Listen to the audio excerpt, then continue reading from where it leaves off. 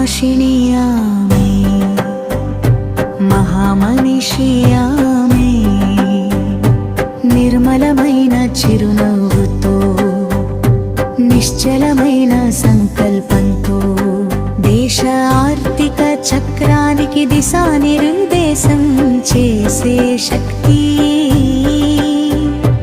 అబల కాదు ఆమె, భారత ఆర్థిక వ్యవస్థకు ఒక గీత,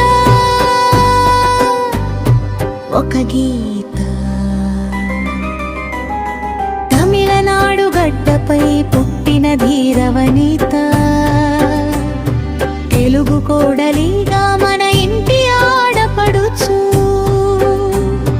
రక్షణ శాఖలో శత్రువులకి సవాలు విసిరినా, బడ్జెట్ లెక్కలతో దేశ భవిష్యత్తును దిద్ది తీర్చిన ఆమె వేసే ప్రతి అడుగు నవభారత ప్రగతికి సాక్షి.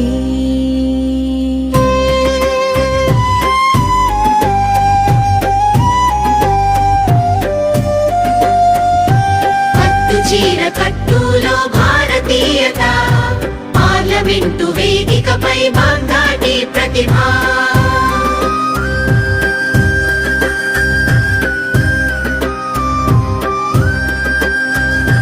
సంక్షోభ సమయాన సడలని ధైర్యం ఆమె, మహిళా లోకానికి ఒక గొప్ప స్ఫూర్తి ఆమె.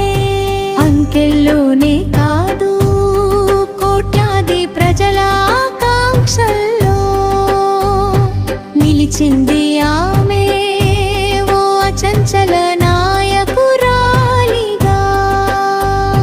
భారత ఆర్థిక రథ సారథికి వందనం.